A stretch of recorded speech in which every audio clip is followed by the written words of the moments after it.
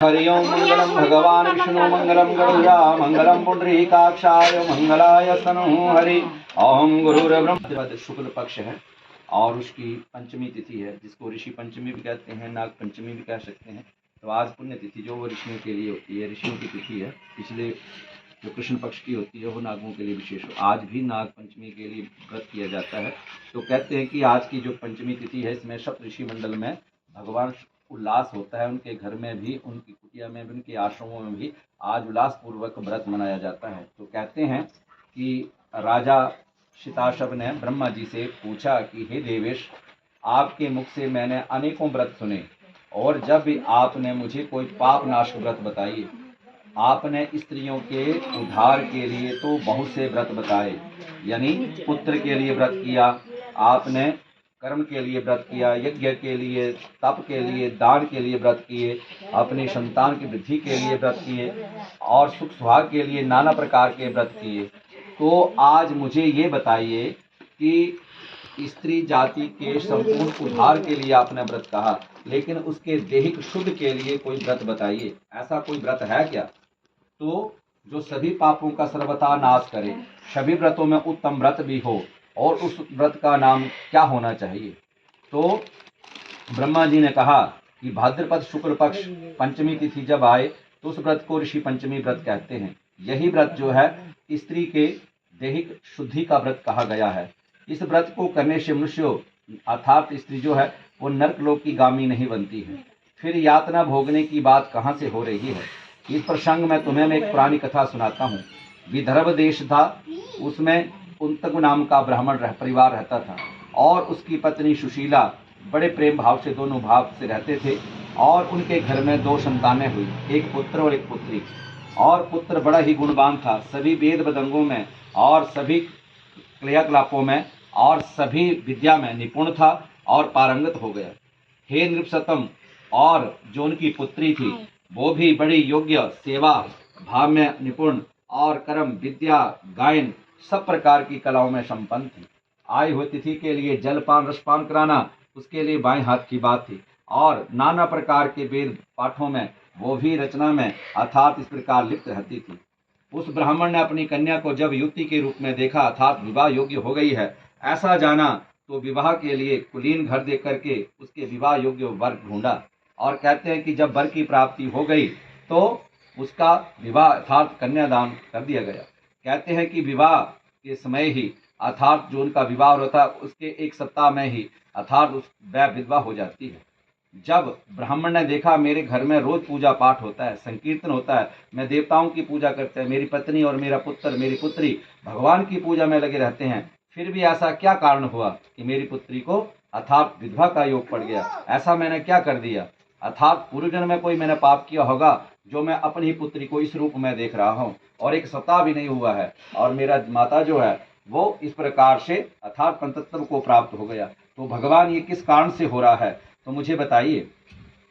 वो अपने मन में दुखी हो रहा था और जो पुत्री थी वो पिता के घर में आके रहने लगी अर्थात ससुराल से छोड़ करके अपने पिता के घर में रहने लगी और गुपचुप रहती अर्थात गंभीर स्थिति में रहती, गंभीर मुद्रा में रहती और खुद ही घुट घुट के रोती और वह सोचती कि ऐसा अर्थात उसके जीवन का जो साकार अभी शुरू होने वाला था वो ऐसा दुख में क्यों, मातम में क्यों, अर्थात इस प्रकार मुझे दुख ही दुख क्यों प्राप्त हो गए।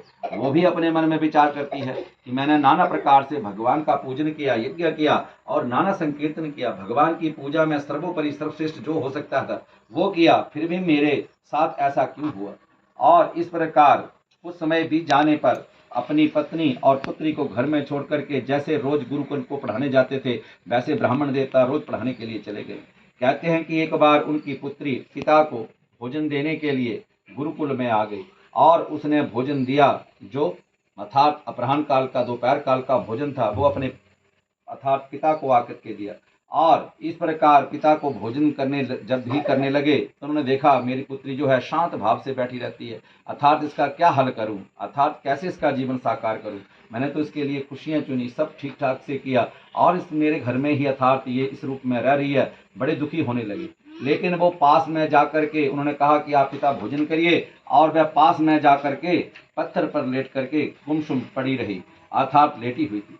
जब गुरुकुल का समय अर्थात समाप्त हो गया, गुरुकुल बंद हो गया और वो घर को जाने लगे पिताश्री, तो उन्होंने कहा, ब्राह्मण ने सोचा मैं अपनी पुत्री को भी साथ ले चलता हूँ। जैसे अपनी पुत्री को बुलाने गए तो क्या देखते हैं, अर्थात वो अपनी पुत्री को जब देखते हैं तो किस रूप में देखते हैं कि उनकी पुत्री के पास कीड़े कीड़े रेंग रहे थे, अपनी पुत्री को कीड़े लग गए थे। जब उन्होंने अपनी पुत्री को इस प्रकार से देखा, गुरुपुत्री की इस दशा को देखा, तो शिष्य भी हैरान हो गए और सब अर्थात दूर दूर भागने लगे।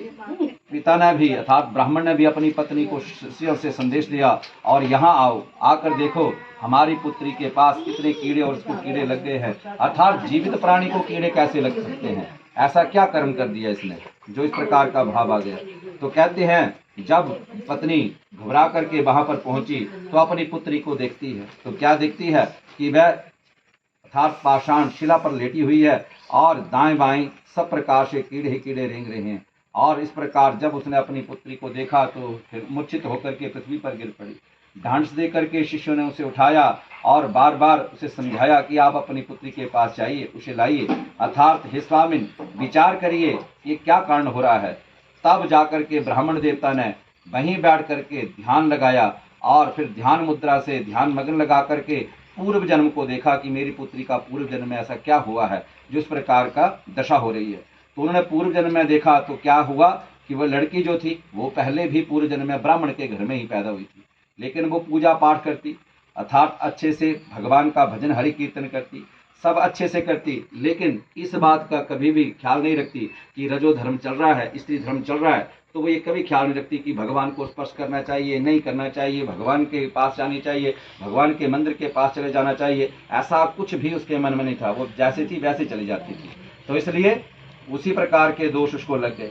और कहते हैं उसने भगवान को उसी रूप में रजो धर्म में ही भगवान को छू लिया, भगवान की धूप बत्ती कर ली, भंडारण जागरण में जाकर के भगवान के पास बैठ गई, अर्थात जागरण में जाकर के प्रसाद ग्रहण किया और भंडारण में जोत आदि की। इस प्रकार ऋतु काल में इस प्रकार होने पर भी उसे नाना प्रकार के दोष लग गए और वो जन्म के दोष जो थे 7 जन्म तक उसको भुगतने थे। जब उसका 7वां जन्म हुआ तो फिर उस ब्राह्मण के घर में उत्पन्न हो गई, और फिर जब उस घर में आई तो उसके जीवित, पहले सतयुग था तो पहले इस प्रकार का जो प्रभाव था वो जल्दी दिख जाता था। हम जब किसी के साथ बुरा करते थे, हृदय से बुरा करते थे, तो हमें दिख जाता था। अभी ऐसा नहीं है, हमें लगता है कि उनके साथ दुख हुआ तो उनको अच्छा हुआ जी, उनको अच्छा हुआ, ऐसा भाव नहीं है। लेकिन उस समय में ऐसा हो जाता था। जब उन्होंने समाधि भाव में देखा और पूर्व जन्म के उसके पापों को देखा तो उसने सोचा, अरे दुर्भाग्य, ये तो पुत्री जो है मेरी, मेरे घर में हुई है, इसको तो सब भुगतना पड़ेगा। अर्थात इस प्रकार से कहते हैं जो ऋतु काल में स्त्री इस प्रकार से ध्यान नहीं रखती है और नाना प्रकार के द्रव्य में भगवान की पूजा पाठ में सम्मिलित हो जाती है, कहते हैं कि पहले दिन, जब पहले दिन रजो धर्म आता है और वो पहले दिन भगवान का दर्शन कर ले, भगवान का स्पर्श कर ले, भगवान के वस्त्रों को छू ले, भगवान के द्रव्य पूजा उपकरणों को जैसे घंटी, शंख या धूप बाती, घी, रुई, इनको स्पर्श कर ले, तो वह चांडालनी की जूनी को जाती है। दूसरे दिन अगर वह इसी प्रकार का कर्म करती है तो ब्रह्मघातनी कहलाती है, और तीसरे दिन धोबिन की जूनी को जाती है, और ऐसा चौथे दिन वो अपने आप को शुद्ध मान लेती है। 3 दिन का बड़ी प्रक्रिया करती है, लेकिन चौथे दिन कई स्त्रियां जो हैं वो इस प्रकार का भाव रखती हैं कि मैं शुद्ध हो गई हूँ तो मैं किसी का भी स्पर्श कर सकती हूँ। कहते हैं कि अगर चौथे दिन इस प्रकार स्नान करने के बाद अपने को शुद्ध मान करके फिर पूजा में चली जाती है, मंदिर के द्वार तक चली जाती है और वहां जाकर के दर्शन करती है, तो अपने पुत्र की आयु को खाती है और इस प्रकार जीवित पुत्र की आयु को खाती है। और 5वें दिन इस प्रकार रजो धर्म में होते हुए सखियों के साथ जागरण में या भजन हरि कीर्तन कर लेती है या फिर भगवान का प्रसाद ग्रहण कर लेती है, तो उसकी पुत्रियों को और उसको भी जीवन में एक बार लंचन जरूर लगता है। इस प्रकार का भाव कहा गया है। 6ठे दिन अगर वो शुद्ध भाव में ना होकर के रजो धर्म में ही भगवान का यज्ञ कीर्तन और जहाँ पर भंडारण हो रहा है उसका भोजन ग्रहण कर ले, तो निश्चित उसके घर में अर्थात कोड़ी की जूनी उसको प्राप्त होती है। और 7वां दिन ऋषि पंचमी के अनुसार ये अर्थात 7वां दिन जो है अर्थात वो रजो धर्म से युक्त होकर के शुद्ध भाव से ना होकर के किसी भी भगवान के वस्त्र को स्पर्श करती है, ब्राह्मण को भोजन करवा देती है और इस प्रकार अर्थात आयु हुए तिथि को भिक्षुक को दान कर देती है, तो वह जन्म जन्म तक विधवा को ही जूनी को प्राप्त जाती है। इस प्रकार 7 दिन तक जो दोष कहा गया है, आज के समय में इस प्रकार के भाव में अर्थात ऋषियों 7 ऋषि हुए और उनकी ऋषियों की पत्नी हुई माँ अरुंधति, तो उसने भी इस व्रत को किया। अर्थात माता सीता ने इस व्रत को किया, गौरी ने इस व्रत को किया, माँ लक्ष्मी ने इस व्रत को किया, ऋषि पत्नियों ने इस व्रत को किया, ऋषि कन्याओं ने इस व्रत को किया, और जितनी भी महर्षि महाकन्या हुई उन सब ने इस व्रत को किया और बड़े धर्म भाव से किया। इस व्रत को करने का आयु का भाव बताया गया है। इस व्रत को जब आप रजो धर्म से परे हो जाते हैं, जब आपको रजो धर्म स्त्री धर्म नहीं आता है, तब इस व्रत को करना चाहिए। उद्यापन उस समय में करना चाहिए। पहले आप इस व्रत को कर देते हैं तो स्वयं अपने कुल का ही नाश करने वाली होती है। इसलिए इस व्रत को पहले न करें, मतलब एज्ड करना होता है। तो इसलिए जिस व्रत के दर्शन मात्र प्रभाव से, और अगर फिर भी जीवन में इस प्रकार से दोष हो जाएं, घर में व्यवस्था होने पर नाना प्रकार के दोष हो जाते हैं, फिर भी आपको दोष लग जाते हैं, तो इस व्रत को दूर करने के लिए, दोष को दूर करने के लिए ये व्रत जो है वो, अर्थात जो व्रत है वो बताया गया है। इस विधि से बताया गया। आप दान करती हैं वो हृदय से करती हैं, आप कोई भी पूजा कर्म करती हैं तो हृदय से करती हैं, लेकिन देह शुद्ध नहीं होगी तो दान भी नहीं लगेगा। जब तक देह शुद्ध नहीं होगी, तो स्त्रियों की देह शुद्ध होनी चाहिए। देख भाव, जो रजो धर्म स्त्री धर्म है वो परम धर्म है, लेकिन कहने का भाव उस धर्म से भी उठ करके एक और धर्म कहा गया है, स्त्री धर्म, उसको शुद्ध बनाने के लिए। अगर आपका ये धर्म शुद्ध होगा, इस जन्म में ऐसा शुद्ध होगा, तो कहते हैं कि जब आपको दोबारा स्त्री की जूनी प्राप्त होती है तो आपके घर में राम कृष्ण जैसे पुत्र पैदा होते हैं, नहीं तो पुत्र पैदा होते हैं, सुपुत्र पैदा नहीं होते हैं।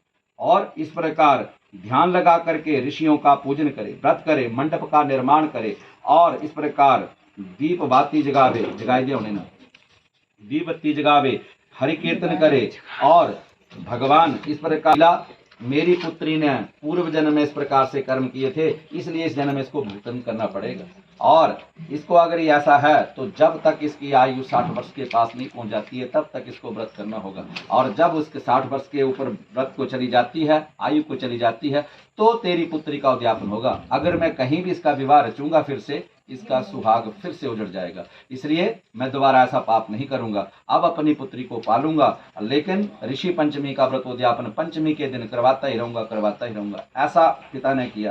कहते हैं कि जब पुत्री ने इस प्रकार व्रत को किया तो निस्संदेह देह और दैविक भौतिक इन तीनों पापों का निवारण हो गया। और वह इस प्रकार स्त्रियों के सौभाग्य की वृद्धि के कारण अर्थात जब उसका अगला जन्म हुआ तो माता लक्ष्मी के घर में हुआ, अर्थात लक्ष्मी की सेविका बनी। और फिर जाकर के माता लक्ष्मी का प्रकार रत्न भुज में रहती, माता के लक्ष्मी के द्वार में रहती, और नाना प्रकार की सिद्धियों, अन्न धन की प्राप्ति हुई। किसी नदी, तालाब या जलाशय में स्नान करने से पहले अंगरक्षणी अर्थात अपने साथ कोई ले जावे, और तीर्थ में जाकर के सीधा जल स्पर्श न करे। जब आप स्नान के लिए जाती हैं सुबह तो सीधा जाकर के जल न स्पर्श कर ले, पहले कोई साथ में ले जावे। शास्त्रों में लिखा अंगरक्षणी मतलब साथ में सहेली, संस्कृत में लिखा है, तो पहले उसको ले जावे और उसके हाथों से जल लेवे। फिर इस प्रकार 108 मतलब फुटकंडा, नाना प्रकार के द्रव्यों को इकट्ठा करके, पंचमृत, गोमूत्र और नाना प्रकार की त्रिशिला अर्थात मिट्टियों को इकट्ठा करके अपने देह का शुद्ध भाव से स्नान करे, और 108 अर्घ्य देकर के स्नान करे, और सुगंधित चंदन, अगर, तग्गर, कपूर इन सब चीजों को अपने देह के द्वारा अर्घ्य में दान करे, दीप दान करे। तीर्थ पर जाकर के जो आपने उस पानी को स्पर्श किया, दोष लगा, उस ऋण को भी दूर करने के लिए वहां पर धूप बाती और अन्न धन दान करे। यज्ञ पे सहित होकर के परिवत वस्त्रों से धृतिपूर्वक होकर के इस प्रकार वेदिका का निर्माण करे। वेदी मंडप में 7 ऋषियों का पूजन करे, स्वर्ण प्रतिमा में माता अरुंधति का पूजन करे, रजत प्रतिमा में सप्तऋषियों का पूजन करे, और 12 फेरियां लेवे। इस प्रकार श्रद्धा भक्ति से होकर के सनकादि ऋषि भोगते हैं। और ब्रह्मचार्य जब मोक्ष करे तो 108 परिक्रमा करे, और ब्रह्मचार्य धारण करके सप्तऋषियों का ध्यान करके पूर्वोक्त विधि से व्रत को करे। अनेक तीर्थों में जो स्नान करने से जो फल मिलता है, ऋषि पंचमी का व्रत करने से देहिक शुद्ध हो जाने पर जब वो दान करती है तो उसका दान 7 जन्म तक लगता है, 7 कुल तक लगता है। पहले का दान किया हुआ भी आपका दान लगेगा, लेकिन देहिक शुद्ध होने के बाद आपका दान जो है वो परम दान कहा जाता है, अर्थात अंत शुभ दान कहा जाता है। जो स्त्री व्रत को करती है, अर्थात स्त्रियों को यह व्रत अवश्य करना चाहिए, और सदैव सुखी संपन्न और पुत्र पौत्र युक्त से रहने के लिए इस व्रत को अवश्य करे। इस प्रकार लोक परलोक में अक्षय गति को प्राप्त करती है। अश्वमेध यज्ञ करने के बराबर इस फल की प्राप्ति होती है। 100 कन्या दान करने पर जो फल की प्राप्ति होती है, एक बार ऋषि पंचमी का उद्यापन करने पर देहिक शुद्ध होने से, रजो धर्म पर होने से, भाविक भाव में सब प्रकार से होती है। देव कन्याओं ने, ऋषि कन्याओं ने जब इस व्रत को किया तो अर्थात हर स्त्री को ये व्रत करना चाहिए और इस व्रत को करने मात्र से ही सब सुखों से संपन्न होकर के अर्थात लक्ष्मी लोक को प्राप्त करती है। बोली विष्णु भगवान की जय, सतश्री महाराज की जय।